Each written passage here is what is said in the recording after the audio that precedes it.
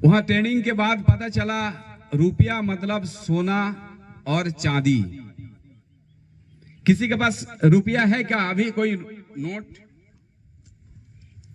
मेरे पास एक 100 का ही इसको नोट बोलेंगे।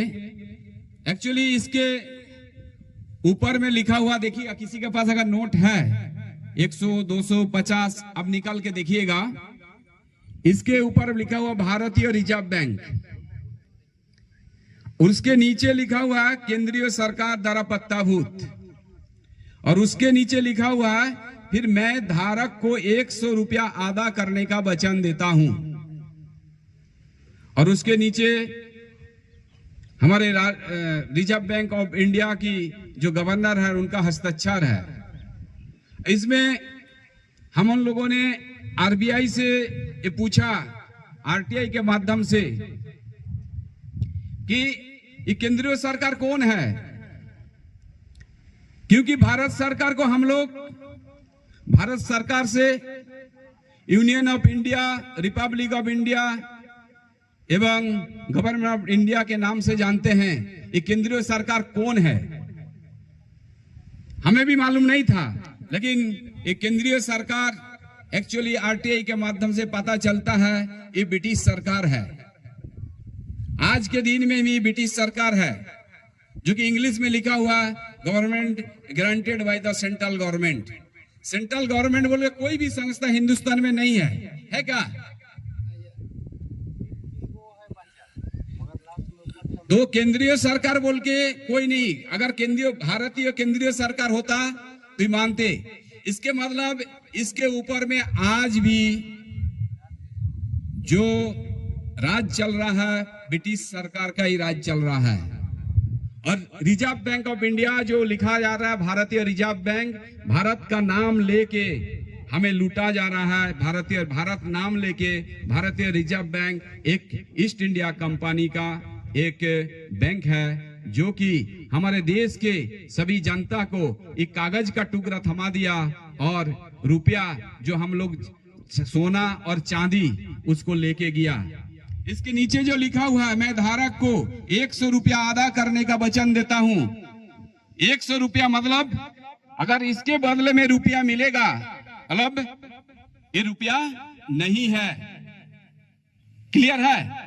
मतलब इसके बदले में एक पर्ची है।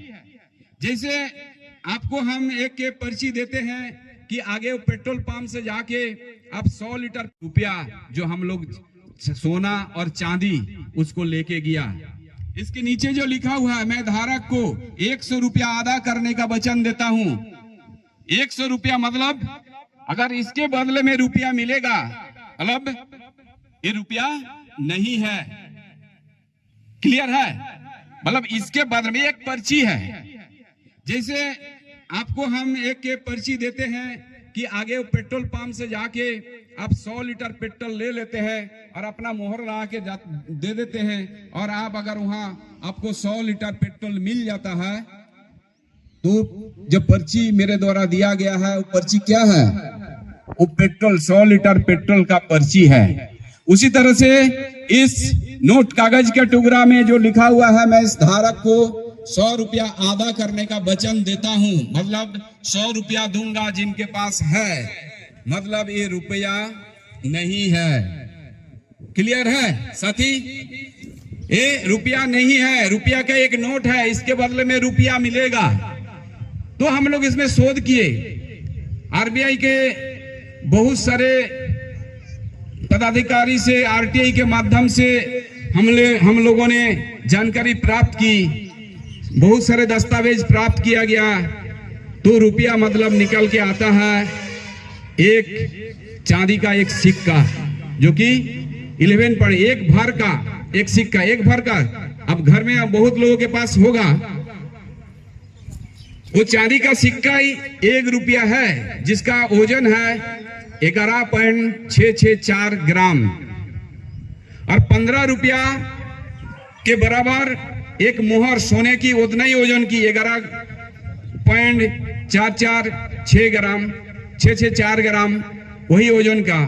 तो मतलब सोने जो है हमारे 1 रुपया का वैल्यू, उसको डिवाइड करेंगे, भाग देंगे 15 से तो 777 मिलीग्राम सोना निकल के आता है। मतलब हमारे रुपया का वैल्यू कितना हो गया?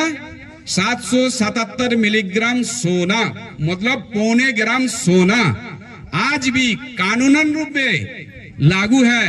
1882 पेपर करेंसी एक्ट जो हमें हाथ लगा, 1906 कॉइनेज एक्ट जो हमें हाथ लगा, उसके बाद आरबीआई का जो गठन हुआ 1934 में, उस 1934 आरबीआई एक्ट के आधार पर आज भी हमारे रुपया का वैल्यू है 777 मिलीग्राम सोना।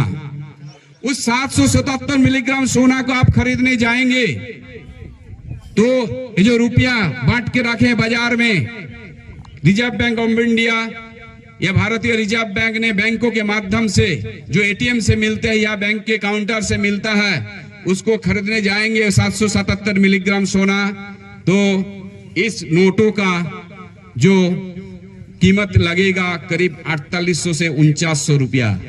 मतलब हमारे रुपया के वैल्यू कितना है? 4800 से 4900 रुपया इस नोटों की वैल्यू है। हमने किस तरह से लूटा गया। एक आरबीआई का गठन करके अंग्रेज आज भी लूट रहा है। तो वही चीज को हम लोग लूटने नहीं देंगे। इसके लिए एक अभियान हम लोग चलाए हैं कि जिसका भी कर्जा है, इसका मतलब जो लोन लिया है, जिन्होंने भी लोग, कितने कितने लोग लोन लिए हैं यहाँ पे? कोई लोन लेने वाला व्यक्ति है? जो लिए हैं वो एक सचेत हो जाए। मतलब आपको 1 रुपया दिया है बैंकों ने और 4800 रुपया का